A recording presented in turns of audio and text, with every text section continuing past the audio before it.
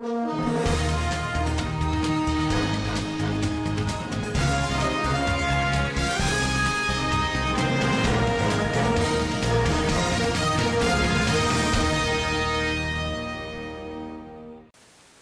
women groups yesterday paid a solidarity visit to ZAMFARA State First Lady, public school teacher emerges best teacher in Nigeria. President Muhammadu Buhari approves 10 billion naira for census process. On business, the federal government has rolled out programs to transform the country into digital economy. And on the international scene, President Trump returned to the White House so soon. Hello and welcome to Svtv News. I am Musa Joy Unyoza. A number of women groups, including wives of sole administrators in the state, yesterday paid a solidarity visit to the First Lady, Hajia Aisha Bello Mohammed Matawale Maradun. The women groups assured the First Lady that they will continue to cooperate with her towards improving the standard of living of women in the state. Addressing the gathering, Hajia Aisha Bello Matawale assured them that the present administration will leave no stone unturned towards improving the welfare of women in the state. For more on the event, we now take you to the Town Hall Government House where the occasion took place. It is with great pleasure that we commence this initiative of mine to start a women dialoguing meeting at least once a year with different groups and associations of women across the state, within all 14 local government areas. The reason behind this is so we can be able to understand our needs and wants better.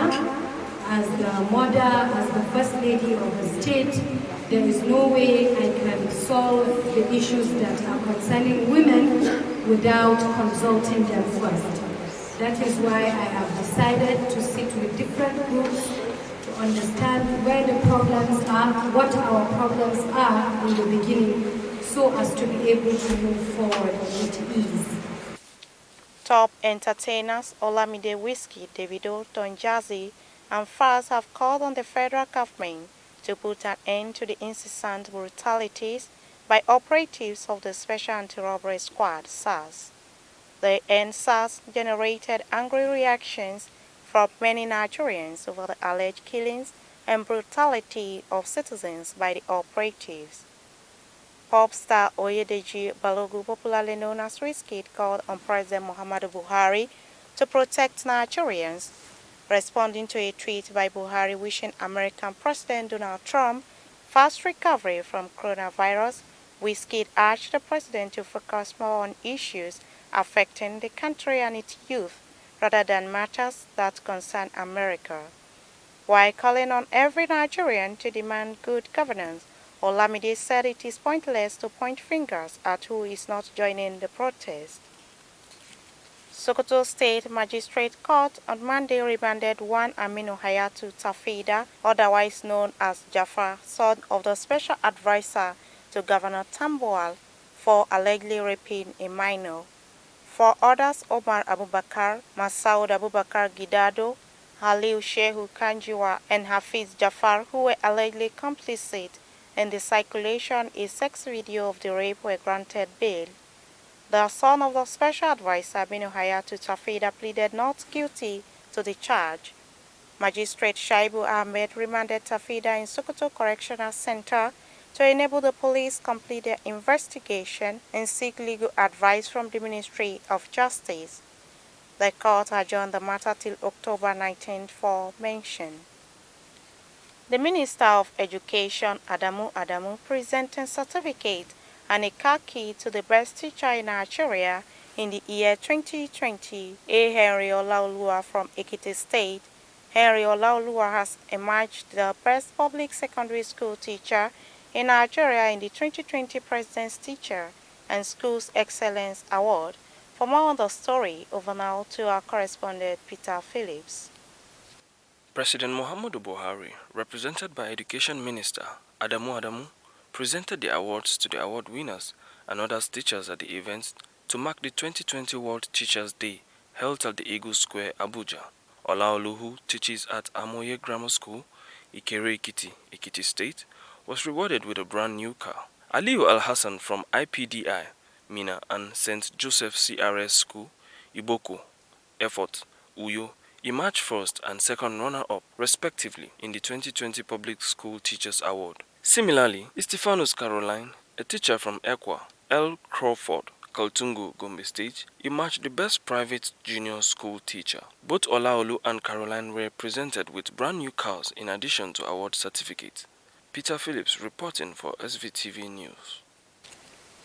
There were strong indications on Monday that students of public universities in the country would stay at home further as the Academic Staff Union of Universities dismissed the federal government directive that all educational institutions should resume on Monday next week.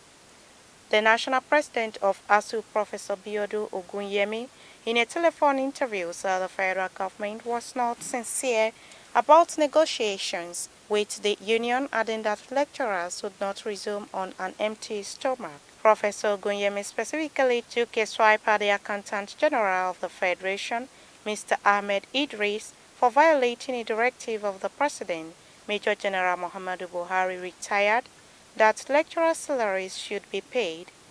He hinted that Nigerians should be ready for a long-drawn strike in universities with the way government was handling negotiations. A lecturer unjustly sacked by a Nigerian university 18 years ago, who secured a court judgment ordering his reinstatement and compensation, early this year is now fighting for life because of severe ill health. The lecturer in Yebong was an associate professor in the Department of Theatre Arts, University of Uyo, when his appointment was unlawfully terminated in 2002. Apanepo and Peter Efong were the Vice Chancellor and Registrar of the institution respectively at the time. Three successful Vice Chancellors of the university have refused to reinstate him despite an unbroken string of victories at different courts. Mr. Ebong, before his sack, had a running battle with Messrs. Epo and Efong, who saw him as a thorn in their side for speaking up regularly against alleged maladministration and corruption in the school. Nigeria Governors Forum yesterday backed the decision of Inspector General of Police Mr. Mohammed Adamu to ban Special Anti-Robbery Squad (SARS) and other tactical squads of the force from routine patrols. There has been widespread condemnation of the way SARS has been carrying out its duties. The squad has been accused of extrajudicial killings, brutality, and extortion. For more on this story, Samira Ibrahim reports. In a statement by its chairman and Ekiti State Governor Kayode Fayemi, NGF said the ban will end the menace of SARS. However, the governors asked IGP to enforce the ban so that there will be no reversal of the unorthodox enforcement practices being complained against. Meanwhile, Commissioner of Police Federal Special Anti-Robbery Squad, Mr. Imohimi Edgal, embarked on measures towards implementing the IGP's directives. Edgal told reporters on telephone that no member of the squad will be issued firearms except for guard duties at the base and to respond to violent crimes. He stated that all FSAS teams on routine patrols had been withdrawn in compliance with Adamu's order. According to him, FSAS officers have the duty to wear jackets with the inscription FSAS. On his part, Minister of Police Affairs, Mr. Muhammad Dingyadi, condemned reports of infractions by the anti-robbery squad. He said he had directed the IGP to strengthen the outfit monitoring activities of police officers to ensure professionalism and service delivery. Alhaji Dingyadi said the calls for scrapping of the squad meant it needed to be reformed. Samira Ibrahim reporting for SVTV Gusau. President Muhammadu Buhari on Monday approved 10 billion naira for the continuation of enumeration area demarcation in 546 local government areas in the country. The enumeration area demarcation is a process of delineating the entire land area of the country into small geographical and demographic units called enumeration areas. The EAD is a preparatory exercise for the actual census. For more on the story, over now to our correspondent Rahama Ibrahim. This was disclosed by the acting chairman, National Population Commission (NPCA) Tayo Oyetunji on Monday in Abuja. Details from EAD are invaluable for security surveillance and crime prevention. The chairman said the president had graciously followed this up by a further approval of an additional 4.5 billion to be included in the 2021 budget for the completion of the exercise as part of preparations for the next census. He said, no doubt, the milestone development underscores the President's understanding of the role of data, especially demographic data, as the bedrock for informed development planning and allocation of resources, facilities and services. Rahama Ibrahim Dosa reporting from Standard Voice Television. The governor of Borno State, Professor Babagana Umar Zulum, on Monday inaugurated two committees to ensure the return of internally displaced persons to other liberated local government areas of the state. The government had since last month commenced the relocation of IDPs from the state capital and other local government headquarters to their respective ancestral homes. The ongoing insurgency in northeast Nigeria has so far displaced 2.7 million people, a United Nations Human Crisis Refugee report indicates. One of this number, about 80% of them are from Borno State, which is the epicenter of the decade-old crisis. Borno has 32 official IDP camps with an unknown number of unofficial camps hosting a larger number of the IDPs. The agricultural sector showed the highest increase in people returning to work in July and August, the National Bureau of Statistics has said. The NBS disclosed this in its fourth COVID-19 impact monitoring report. For more on the story, over now to our correspondent Sumaya Ibrahim. Details of the impact monitoring report said the increase is mostly due to the harvesting season, despite the fact that many non-farm family businesses have reopened since the start of the crisis. Some of these businesses closed again between July and August. The NBS said as of August, about 35% of households who operated a non-farm business since the beginning of 2020 have remained in operation since April-May, down from 40% during July. The report also said 13% restarted operations in July, while 12% started operations after July. In August, it said almost 26% of the households had businesses that were closed, up from 23% in July. It said, meanwhile, in the livestock section, over 54% of households have kept livestock since mid-March. Sumaya Dosa reporting for SVTV News. COVID has redoubled efforts to ensure older adults, particularly those who lack sustained access to healthy food and adequate nutrition, stay fit and healthy during the COVID-19 pandemic. The coalition joined forces with Lagos State government to distribute food items to the elders in various communities to commemorate the nation's 60th anniversary. Led by the Secretary to the State Government, SSG Folashade Jaji, some of the visited communities were Okeogodofin in Etiosa local government area, Lagos Mainland local government, Eganolu Mosho local government, and Ejiododo Ojo local government areas. While handing over COVID palliative packages to the beneficiaries, Mr. Jaji said the gesture was part of the strategy to ensure that residents adhere to preventive measures outlined by medical experts. We'll be right back after this short commercial break. Stay tuned.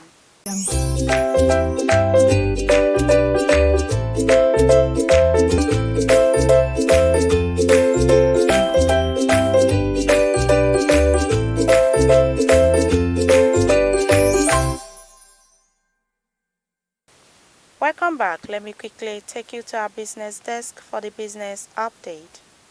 Welcome to Standard Voice Business Update. The federal government has rolled out some programs designed to transform the country into digital economy. Lucas Ajanako writes that this ambitious target may remain wishful thinking if that of information communication technology infrastructure is not addressed. The world is moving fast on the superhighway of technology. The speed is such that no nation should expect that other could wait for it. Trades such as artificial intelligence and Internet of Things are making inroads. For this trade to have firm ground in the country, stockholders have stressed the need for robust infrastructure. The chairman, Association of Licensed Telecom Corporation of Nigeria, Gbenga Adebayo, said though the country is not doing so badly in the areas of infrastructure, there is a need for more capacity. He said the bandwidth on the shores can't be taken to the hinterland because the infrastructure is enormous. According to Adebayo, it is cheaper to buy bandwidth outside the country because of infrastructure. And that has been on Standard Voice Business Update. I'm Agua Rita.